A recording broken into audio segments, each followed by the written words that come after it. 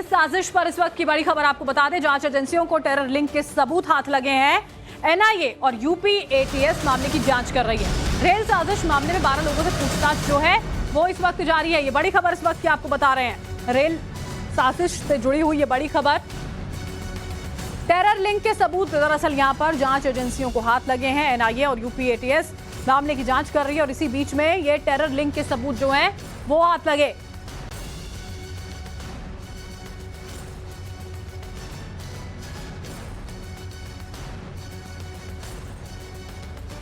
तो जांच देखिए इस पूरे मामले की बहुत तेजी से की जा रही है। कानपुर में साजिश ये आखिर बड़ी कितनी थी, ये आपको डिटेल में समझा देते हैं।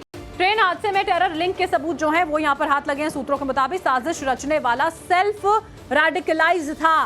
साजिश में आईएसआईएस के खुरासान मॉड्यूल का हाथ जो है वो यहां पर हो सकता है। सिलेंडर मिलने से सेल्फ रेडिकलाइज होने का शक आया है। आईएसआईएस के मॉड्यूल में ब्रेन वॉश जो है वो यहां पर किया जाता है। सोशल मीडिया के जरिए रेडिकलाइज किए जाने का शक जो है वो है। आतंक की ऑनलाइन क्लास आईएसआईएस कमांडर घोरी जो है वो देता है। ट्रेन हादसे में टेरर लिंक के सबूत जिनको लेकर अभी फिलहाल जांच जो है वो तेजी से की जा रही है। कहा यह जा रहा है कि सेल्फ रेडिकलाइज हो सकता है वो व्यक्ति जिसने इस पूरी की पूरी साजिश को आगे बढ़ाया हो।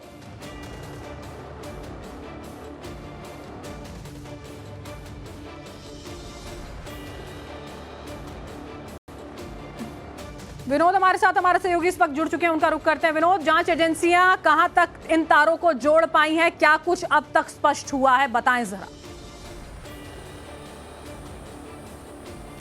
देखिए, दो चीजें अभी तक सामने आई हैं जो एजेंसीज मामले की जांच कर रही है। खासतौर पर एनआईए और यूपी एटीएस इस पूरे मामले की जांच कर रही है। 5 टीमें इनकी बनाई गई हैं जो पूरे मामले में सबूत इकट्ठे कर रही है, पूरे मामले की जांच को आगे बढ़ा रही है। उनका कहना है कि जो आईएसआईएस का मॉड्यूल है, खुरासान मॉड्यूल, उसकी भूमिका हो सकती है, क्योंकि ऐसा ही एक प्लान जो था वो 2017 में जो है वो मध्य प्रदेश में था, जहां पे टाइमर बम के जरिए ब्लास्ट करने की कोशिश की गई थी। उसके बाद जब एजेंसी जांच करी थी तब यूपी तेलंगाना एटीएस ने एक इनपुट दिया था यूपी एटीएस को, और उसमें इस बात का जिक्र किया गया था कि जो खुरासान मॉड्यूल है उसका एक आतंकी सैफुल्लाह है जो लखनऊ में इस वक्त उसकी हाइड आउट है। और तब यूपी एटीएस ने वहां पे एक ऑपरेशन किया था और उस एनकाउंटर में जो है सैफुल्लाह मारा गया था। उसके यहाँ से भी सिलेंडर बॉम्ब जो जिस तरह का सिलेंडर का इस्तेमाल यहाँ पे किया गया था, बिल्कुल। और जिस तरह के वहां पर सामान बरामद हुए हैं, बहुत सारे सवाल यहाँ पर खड़े हो रहे हैं। विनोद, आप हमारे साथ बने रहेगा, अनुज भी जुड़े हुए हैं। अनुज, ये कहा जा रहा है कि सेल्फ रेडिकलाइज्ड था ये व्यक्ति, क्या कुछ अभी तक पता चल पाया है? जी बिल्कुल, जांच एजेंसियों को शक है कि जिस तरीके से ये हादसा हुआ, जिस तरीके से सामान जो मौके से मिले हैं, उसके मद्देनजर जांच एजेंसियों को शक है कि हो सकता है ये जो शख्स था वो सेल्फ रेडिकलाइज था।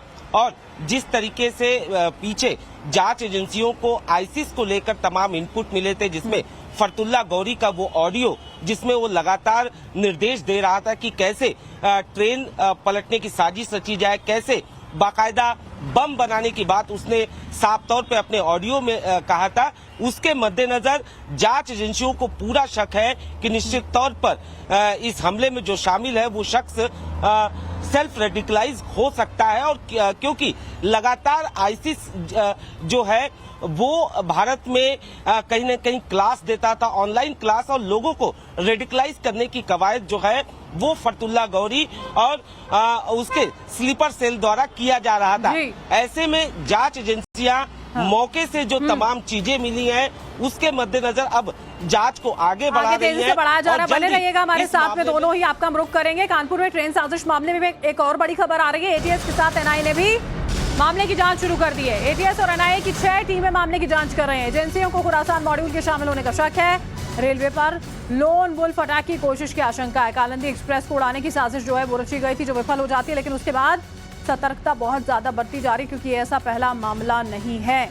एटीएस के साथ साथ अब एनआईए भी इस पूरे के पूरे मामले की जांच में यहां पर उतर आई है। बड़ी खबर हम आपको बता रहे हैं, मामले की जांच शुरू कर दी गई है। एनआईए की ओर से भी एटीएस और एनआईए की 6 टीमें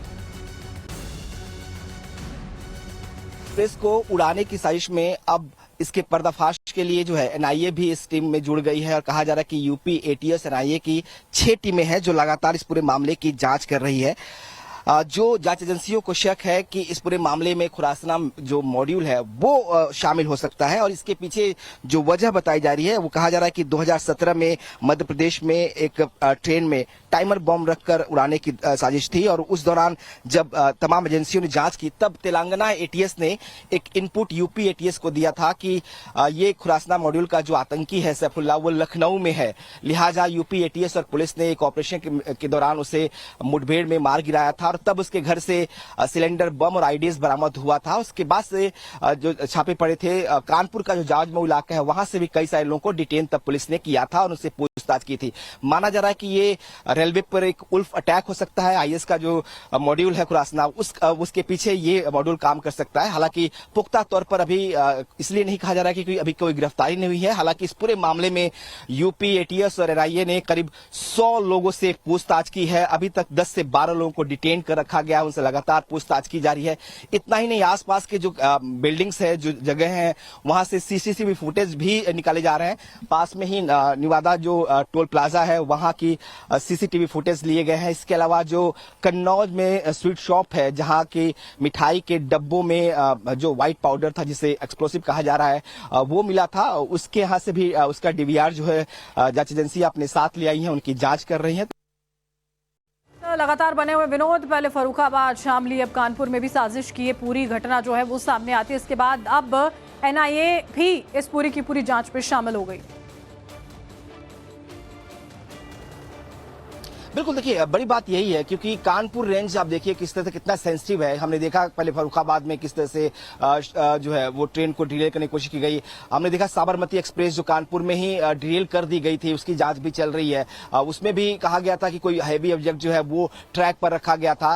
इतना ही नहीं, जो कालिंदी एक्सप्रेस को भी उड़ाने की जो साजिश थी वो भी कानपुर रेंज में ही हुई है। तो एक बार तस्वीर दिखाते हैं आपको कि अभी जो पुलिस के जवान है वो मौके पे पहुंचे हुए हैं और जांच आगे बढ़ रही है। और माना जा रहा है कि ये सेंसिटिव इलाका है क्योंकि जब खुरासान मॉडल की जब मॉड्यूल की जब जांच हो रही थी तब बहुत सारी गिरफ्तारियां जाजमऊ इलाके से हुई थी। माना जा रहा है कि कुछ स्लीपर सेल्स अभी भी इस इलाके में एक्टिव हो सकते हैं, लिहाजा तमाम लोगों से पूछताछ की जा रही है। 100 से ज्यादा लोगों से पूछताछ अब तक हो चुकी है। 10 को डिटेन करके रखा हुआ है कि उनसे भी पूछताछ हो रही है। माना जा रहा है कि जितने लोग जो बाहरी अभी हाल के दिनों में इस इलाके में आए हैं उनकी पहचान की जा रही है, उनके बारे में जानकारी इकट्ठी की जा रही है। इतना ही नहीं, जो जिस सिलेंडर की बात की जा रही है जिसे ट्रैक पर रखा गया था, एक तरह से जमीन में गाड़ दिया गया था, उस सिलेंडर के को कहां से लिया गया, इसके बारे में कहां तक ये सारा का सारा सामान पहुंचता है, किस तरह से साजिशन अलग अलग हिस्सों को निशाने पर लिया जा रहा है। बहुत सारी ऐसी कड़ियां हैं जो जुड़ना यहाँ पर बाकी है। बहुत बहुत शुक्रिया आप दोनों का हमारे साथ जुड़ने के लिए।